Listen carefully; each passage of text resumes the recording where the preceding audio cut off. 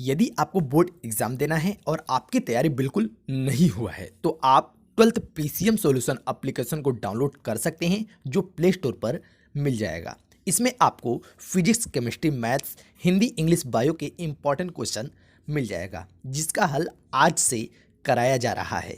हल का पीडीएफ लेने के लिए गूगल पर सर्च करें thestudyKnowledge.com।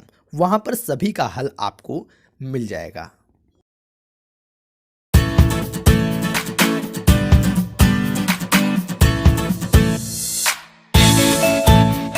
नमस्कार विद्यार्थियों।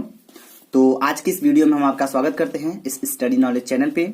My self Rajan from Varanasi. ठीक है, तो ध्यान दीजिएगा, जैसा कि आप लोगों को पता है कि चैप्टर 1 और 2 दोनों का दोनों चैप्टर हम कंप्लीट करा दिए हैं। ठीक है, और आज की इस वीडियो में हम आपको कक्षा 12 जो कि एनसीईआरटी पैटर्न पे है, तो विषय रसायन विज्ञान का आज हम न्यूमेरिकल्स बताने वाले हैं। ठीक है, तो चलिए आज का जो न्यूमेरिकल्स है बहुत ही इंपॉर्टेंट है। इस न्यूमेरिकल्स को हम हल करेंगे और इसको कैसे हल किया जाएगा आप एक सवाल समझिएगा, वो भी मन से समझिएगा। ठीक है, अगर एक सवाल समझ में आ गया आपको तो आप अनेक सवाल लगा सकते हो। ठीक है, चलिए तो स्टार्ट करते हैं। तो ध्यान दीजिएगा, सवाल क्या है आपका? सवाल है 3 ग्राम यूरिया को 100 ग्राम जल में घोलने पर जल के क्वथनांक में उन्नयन की गणना कीजिए। जल के लिए मोलल उन्नयन स्थिरांक का मान 0.52 किलोग्राम प्रति मोल है। तो सवाल आपको समझ में आ रहा है? अगर सवाल आपको एक बार में समझ में नहीं आ रहा है तो सवाल को एक बार फिर से रिपीट करिए। ठीक है, एक बार नहीं समझ में आता है तो दोबारा रिपीट करने से क्या होगा कि आपको समझ में आ जाएगा। ठीक है, चलिए तो ध्यान दीजिएगा, अब हम इस सवाल को क्या करेंगे? हल करेंगे।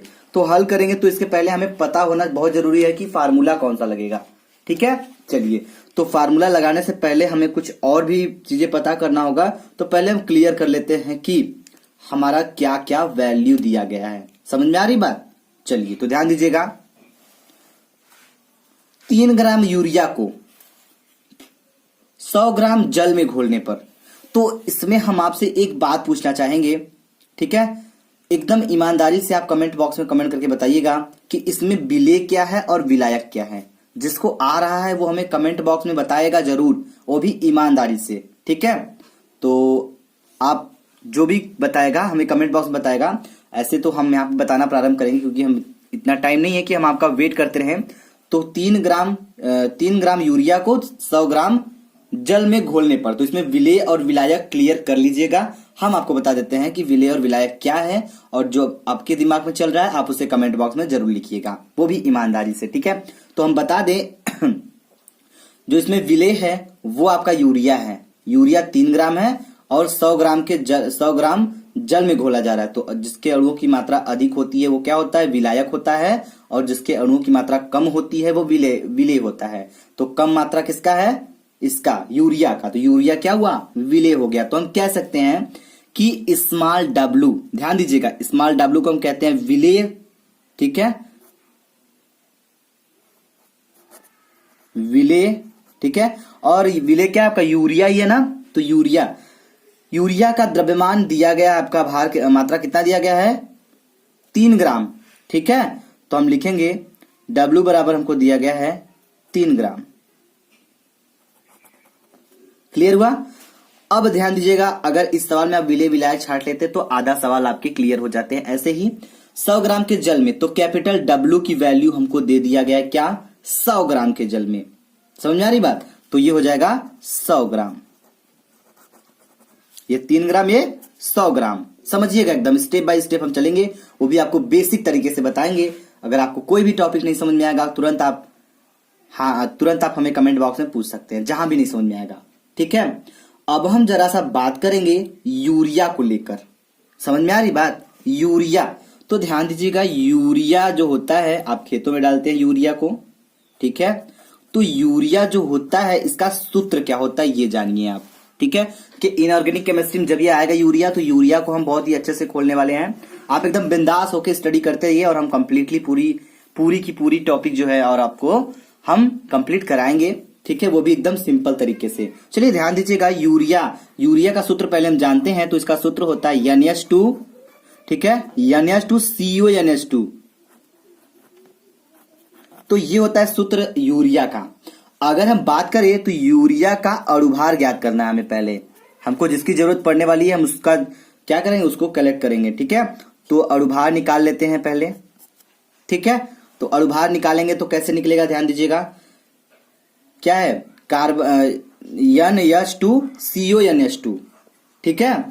तो ध्यान दीजिएगा, ये हो जाएगा, N का हो जाएगा 14, ठीक है, इंटू हाइड्रोजन का 1 होता है, 2 है तो 2 1 कम, 2 हो जाएगा, प्लस, ठीक है, ये क्या है, कार्बन 12 होता है, 12 प्लस ऑक्सीजन 16 होता है, हो गया, फिर प्लस N कितना होता है, 14 होता है, फिर कितना होता है, H कितना होता है, 1 होता है, तो 1 इंटू 2 करेंगे तो आ जाएगा 2।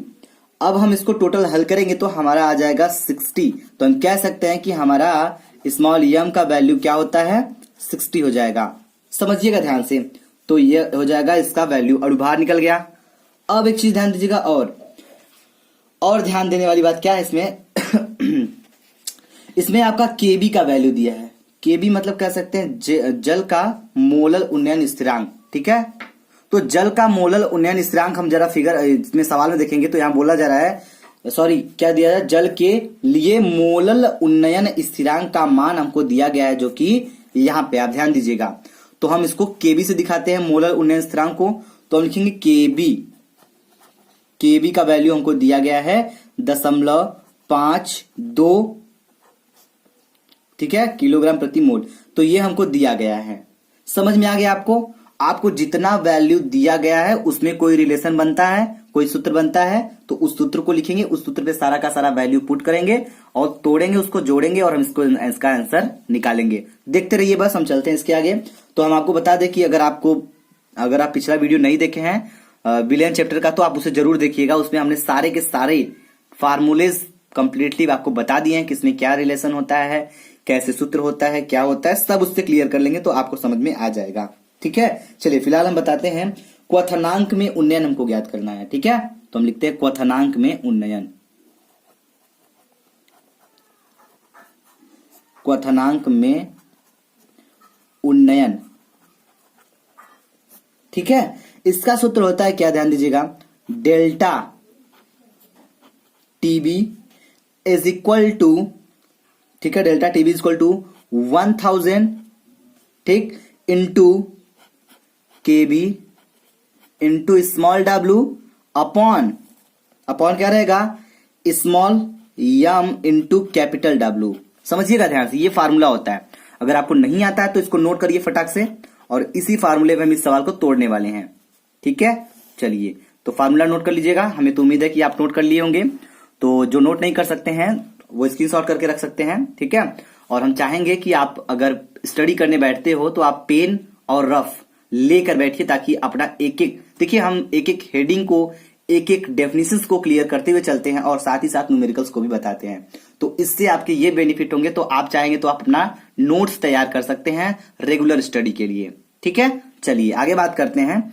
तो ये हो गया आपका। अब ध्यान दीजिएगा, ध्यान देने वाली बात ये है, हमको 1000 तो लिखा है, ये लिख लेंगे, सिंपल हो गया, इनटू केबी का वैल्यू दिया गया है, यहाँ पे हमको दिया गया था, ये है, तो केबी का वैल्यू रखेंगे, बिल्कुल रख लेते हैं 0.52, ये हो गया। अब क्या है, इनटू स्मॉल डब्लू का वैल्यू क्या है, जरा ध्यान से देखिएगा। तो स्मॉल डब्लू मतलब विले का दिया गया 3 ग्राम, ठीक है। तो यहां हम वैल्यू रखेंगे 3 ग्राम।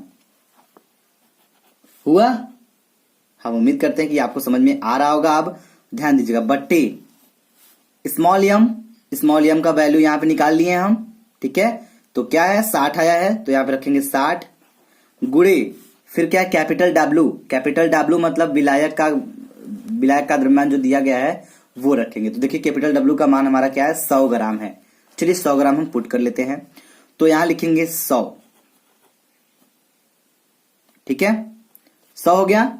अब ध्यान दीजिएगा, अब आगे कुछ नहीं है, अब हम इसको सिंपल हल करेंगे। कैसे हल करेंगे, एक जीरो से एक जीरो गया, ठीक है, समझिएगा ध्यान से, एक जीरो से एक जीरो उड़ गया। अब हम इसका इसमें मल्टीप्लाई कर, चलिए कि जीरो से जीरो और उड़ा देते हैं, ठीक है, फिर एक जीरो से जीरो और उड़ा देते हैं, तो ये खत्म हो गया पूरा।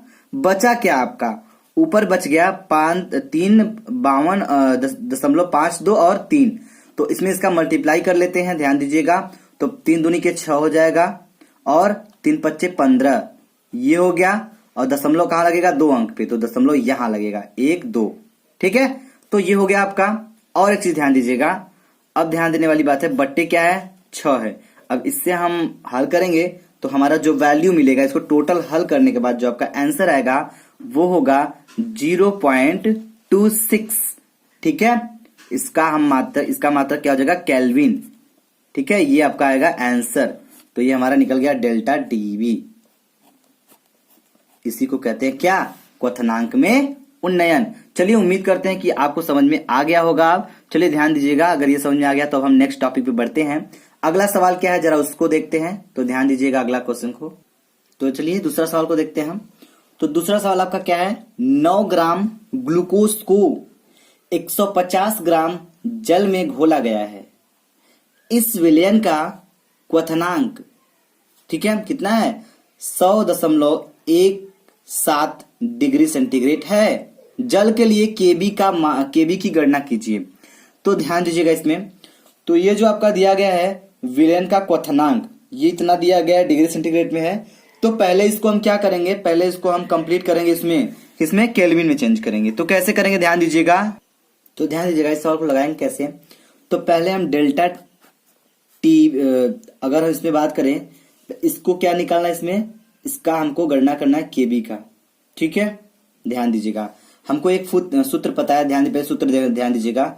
इसमें संबंध होता है क्या, यम इक्वल टू, सूत्र हमने बताया था आपको, 1000 गुणे KB into small W upon delta TB, ठीक है, इंटू कैपिटल डब्ल्यू, ये सूत्र बताया था। तो ये सूत्र जो है, इसी सूत्र पे ये सवाल हल होगा। वो कैसे होगा, ध्यान समझिएगा। पहले हम डेल्टा टीबी को क्लियर कर लेते हैं।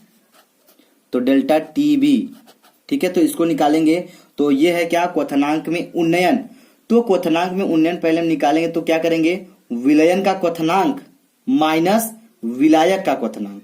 तो विलयन का क्वथनांक हम निकाले, जो हमको दिया गया है उसमें से हम विलायक का क्वथनांक घटा देंगे, तब हमको मिलेगा क्या, इसमें ये जो विलयन है ये डेल्टा टीबी मिलेगा, क्वथनांक में उन्नयन हमको मिलेगा, ठीक है। तो ये जो दिया गया है 100.17 डिग्री सेंटीग्रेड, इसमें हम क्या करेंगे, एक बार इसमें हम ऐड कर देंगे 100.17 गुणे प्लस 173 जोड़ देते हैं, केल्विन बनाने 173 जोड़ देंगे, सॉरी 273 जोड़ देते हैं, ठीक है, 273। फिर क्या करेंगे फिर हम यही चीज करेंगे, दोबारा माइनस करेंगे, किसको, माइनस लगा के 100 प्लस 273, ठीक है। अब हम इसको टोटल हल करेंगे तो ये केल्विन में आएगा आपका। तो केल्विन में आ जाएगा क्या, delta TB is equal to, kelvin में आ जाएगा आपका 0, ठीक है, 17, ये हो जाएगा आपका केल्विन में। अब ध्यान दीजिएगा, ये तो हो गया डेल्टा टी। अब बात कर लेते हैं स्मॉल डब्ल्यू की। तो स्मॉल डब्ल्यू का वैल्यू क्या दिया गया है, स्मॉल डब्ल्यू का वैल्यू अगर देखा जाए तो बोला जा रहा है क्वेश्चन में कि 9 ग्राम ग्लूकोज को 150 ग्राम जल में घोला जाता है। तो विलय क्या हुआ, 9 ग्राम जो है ग्लूकोज, तो ग्लूकोज आपका क्या हो गया, विलय हो गया। तो हम कह सकते हैं स्मॉल डब्ल्यू का वैल्यू हमको दिया गया है 9 ग्राम, सवाल में आपको दिया गया, ठीक है। अब कैपिटल डब्ल्यू की बात कर लेते हैं। तो कैपिटल डब्ल्यू का मान क्या है, कैपिटल डब्ल्यू को विलायक कहते हैं और विलायक आपका जल है। तो वो कितना दिया गया है, 150 ग्राम दिया गया है। कितना हो गया, एक चीज, दो चीज, तीन चीज क्लियर हो गया, इसमें इसी सूत्र पे लगेगा। तो ये तो हमको पता ही है, ये मिल गया, ये मिल गया, ये मिल गया। अब बात कर लेते हैं थोड़ा सा केबी की, समझिएगा बात को। तो हम केबी को कैसे निकालेंगे पहले ये समझिएगा। तो केबी निकालना बहुत, जो केबी है यही हमको निकालना ही पड़ेगा, क्योंकि इसमें बोला जा रहा है कि जल के लिए केबी की गणना कीजिए। तो हम पहले स्मॉल की वैल्यू क्लियर कर लेते हैं। तो स्मॉल एम का वैल्यू हम निकालेंगे तो कितना आ जाएगा, स्मॉल वैल्यू का निकालने के लिए हम क्या करेंगे, पहले ग्लूकोज का सूत्र लिखेंगे। तो ग्लूकोज का सूत्र क्या होता है पहले ये समझिए।